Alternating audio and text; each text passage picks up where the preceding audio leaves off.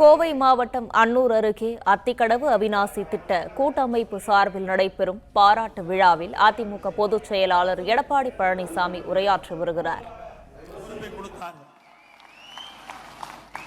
அப்பொழுதே நான் நினைத்தேன், இதயம் புரட்சித் தலைவி அம்மா முதலமைச்சராக இருந்த பொழுதே எனக்கு கிடைத்த வாய்ப்பை விவசாயிகளுக்கு பயனுள்ளதாக எப்படியாவது கொடுக்க வேண்டும் என்று எண்ணினேன். அம்மா முதலமைச்சராக இருக்கின்ற பொழுது இந்த திட்டத்தை பற்றி நான் பேசினேன். அம்மா அவர்களும் எப்படியாவது இந்த அத்திக்கடவு அவனாசி திட்டத்தை நிறைவேற்ற வேண்டும் என்று என்னை அழைத்து ஆலோசனை வழங்கினார்கள். அப்பொழுது எனது மனதில் பட்டது, ஆகா, மாண்பு அம்மா அவர்களே அனுமதி கொடுத்து விட்டார்கள், நிச்சயமாக அத்திக்கடவு அவனாசி திட்டத்தை நாம் நிறைவேற்றி விடலாம் என்று எண்ணினேன். அப்பொழுது துரதிருஷ்டவசமாக அம்மா இந்த மண்ணிலே மறைந்து விட்டார்கள். மறைந்த பிறகு உங்களுடைய அதிர்ஷ்டமோ என்னமோ, நான் முதலமைச்சராக மக்களுடைய பேராதரவு எங்களுடைய மேலையிலே வீட்டுக்கின்ற கழக நிர்வாகிகள் சட்டமன்ற ஆதரவோடு முதலமைச்சராக தேர்ந்தெடுக்கப்பட்டேன். ஆக உத்தரவு போடுகின்ற இடத்திற்கே நான் வந்துவிட்ட காரணத்தினாலே உங்களுடைய திட்டம் எளிதாகிவிட்டது.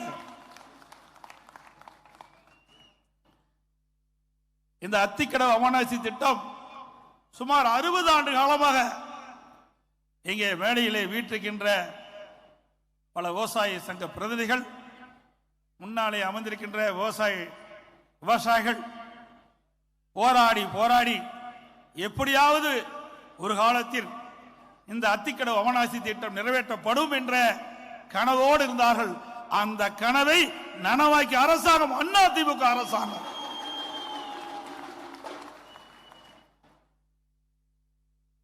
என்னை விவசாயிகள் சந்திக்க போவதெல்லாம், இங்கே கூட விவசாய சங்கத்தை சேர்ந்தவர்களுக்கு பேசினார்கள்.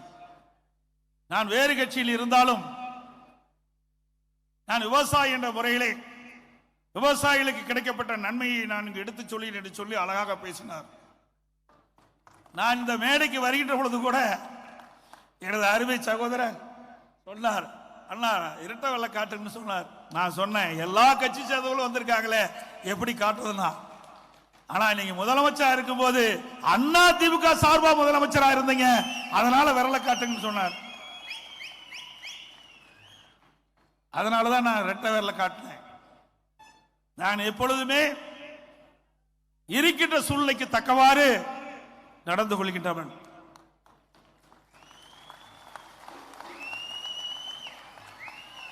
என்னை எவராலும் அடிமைப்படுத்த முடியாது, பணத்தாலோ புகழாலோ அடிமைப்படுத்த முடியாது. நான் முதலமைச்சர் இருக்கும் பொழுதும் சரி, இப்பொழுது இருக்கும் சரி, எனக்கு 100 கார் வேண்டும்னா நான் போனதே கிடையாது. என் தொகுதிக்கு போகும்போது எனக்கு ஒரே கார் தான் போகும்.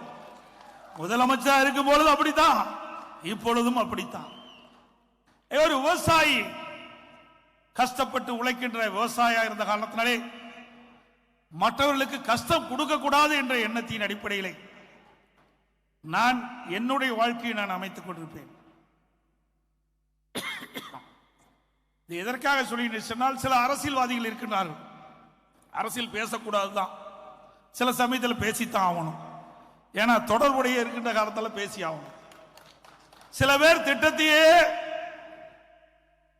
கொண்டு வராம, இந்த திட்டத்திற்கு எந்த முயற்சியும் எடுக்காம திட்டத்தை திறந்து வைத்தவர்களும் இருக்கின்றார்கள் இந்த நாட்டிலே. எப்படி ஒரு விவசாயி ஒரு செடியை நட்டு தண்ணி ஊற்றி ஆடு மாடு கடிக்காம வளர்த்தி வளர்ந்த பிறகு அந்த விவசாயி அந்த பலனை அனுபவிக்க முடியாது, வேறொரு தான் அனுபவிப்பார். அப்படித்தான் இன்றைய ஆட்சியாளர்கள் இருக்கின்றார்கள். உழைக்கின்றவன் விவசாயி, அனுபவிக்கின்றவன் வேறொருவர். அப்படித்தான் விவசாயியுடைய வாழ்வு இருந்து கொண்டிருக்கின்றது. எனவே அத்திக்கடவு அவனாசி திட்டம் ஒரு வரலாற்று சிறப்புமிக்க திட்டம். விவசாயிகளுடைய கனவை நனவாக்கிய திட்டம் அதிமுக அரசாங்கம். அதோடு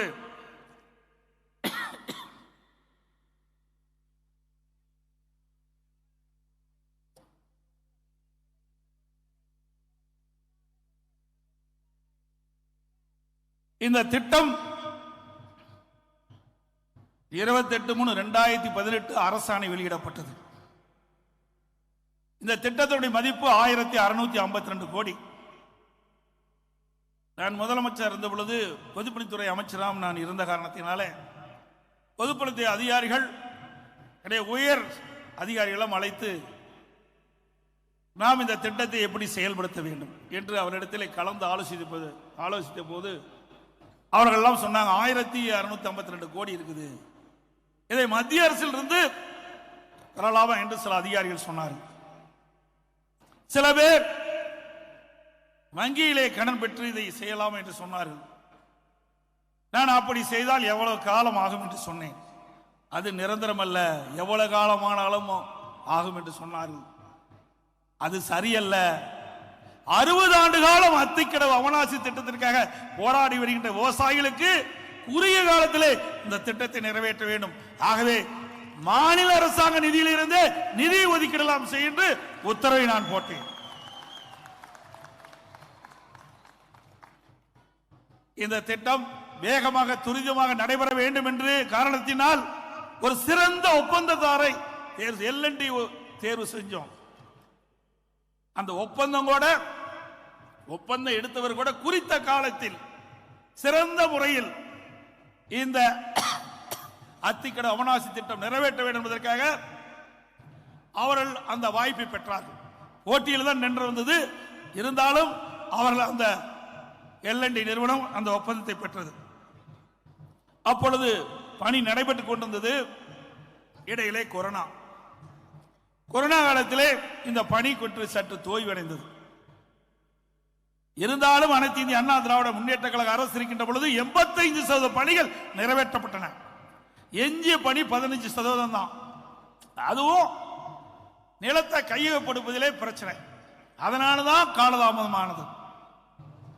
15% பணியை குறைந்தபட்சம் ஓராண்டுல நிலத்தை கையகப்படுத்தி அந்த திட்டத்தை நிறைவேற்றிருக்கலாம், செய்யல.